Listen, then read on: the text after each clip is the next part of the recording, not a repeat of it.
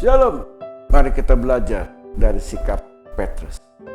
Ujian pahit sesungguhnya merupakan penyamaran dari sebuah berkah yang tidak diketahui.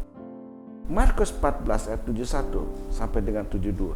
Maka mulailah Petrus mengutuk dan bersumpah, "Aku tidak kenal orang yang kamu sebut-sebut ini." Dan pada saat itu berkokoklah ayam untuk kedua kalinya.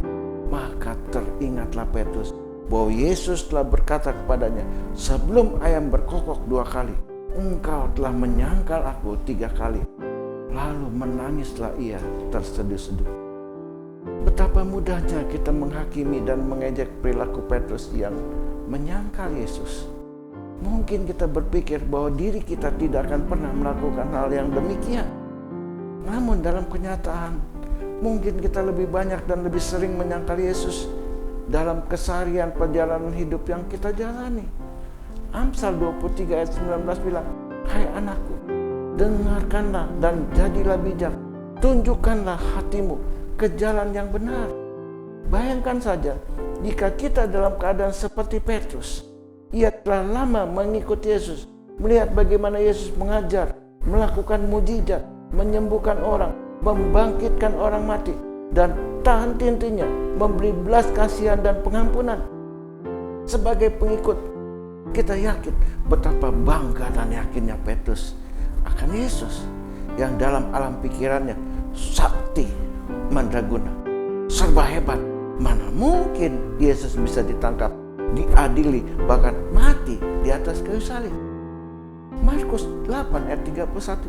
Kemudian mulailah Yesus mengajarkan kepada mereka bahwa anak manusia harus menanggung banyak penderitaan dan ditolak oleh tua-tua, imam-imam kepala dan ahli-ahli Taurat, lalu dibunuh dan bangkit sesudah 3 hari.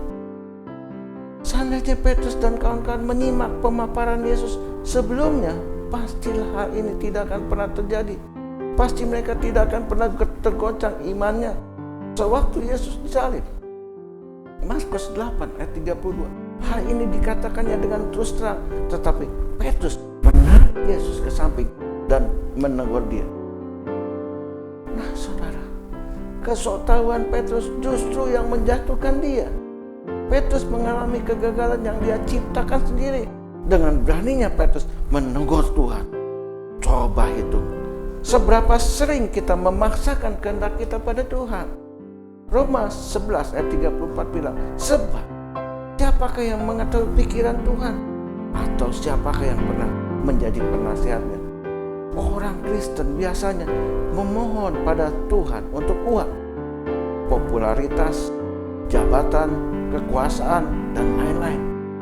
Jarang yang meminta supaya dapat berdiam, melayani, berkorban di gereja Tuhan. Itu sebabnya mereka menjadi pengatur Tuhan, bukan sebaliknya menjadi penurut Tuhan yang melakukan kehendak Tuhan dengan taat dan setia. Mari saudara, mulai hari ini kita berubah. Kita belajar dari kisah Petrus. Saya percaya hidup kita jauh lebih kuat. Tuhan Yesus memberkati kita semua. Amin.